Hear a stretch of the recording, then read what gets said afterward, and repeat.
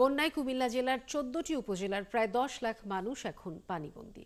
উজানের কিছু এলাকায় পানি কমলেও ভাটিতে বন্যা পরিস্থিতি অপরিবর্তিত আছে। বন্যা কবলিত এলাকায় এখন মূল সংকট যোগাযোগ বিচ্ছিন্ন গ্রামগুলোতে ত্রাণ পৌঁছানো।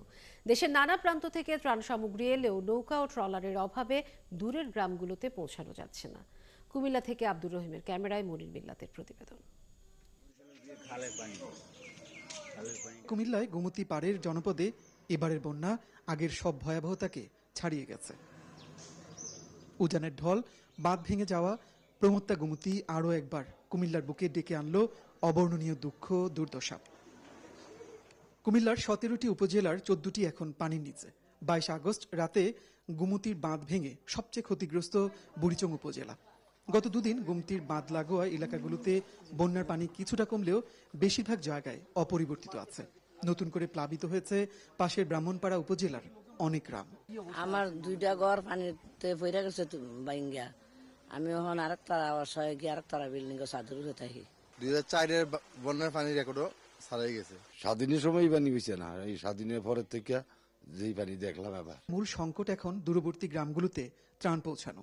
প্রতিদিনই দেশের নানা প্রান্ত থেকে ট্রাকে, পিকআপে প্রচুর ত্রাণ সামগ্রী আসছে, কিন্তু ইঞ্জিন চালিত নৌকা কিংবা স্পিড বোটের অভাবে সেগুলো ঠিকভাবে পৌঁছানো যাচ্ছে না। বিভিন্ন মানুষ ত্রাণ নিয়ে আসছে, কিন্তু রাস্তার পাশে মানুষগুলো কিছু পাইছে, কিন্তু আপনি যে কথা বলছেন যে দূর দূরান্তের যে বিষয়টা, এটা হচ্ছে খুবই কষ্ট। মেন পাওয়ার থেকে অনেকটা ভিতরে, যেই জন্য এখানে অনেকটা লোকজন আসে না। গাড়ি আসতে পারে না ভাঙ্গাচুরার কারণে, পানির কারণে। রান্না করার মতো কোনো উপযোগী নাই, এমনকি বিভিন্ন আশ্রয় কেন্দ্রে, স্কুলে আমরা আছে ওই পরিবারগুলা।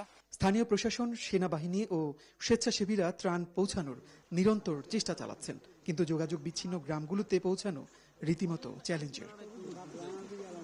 আশ্রয়কেন্দ্র সহ বন্যা কবলিত এলাকাগুলোতে দিনে দিনে বাড়ছে ঔষধের চাহিদা, বাড়ছে অসুখ বিসুখ।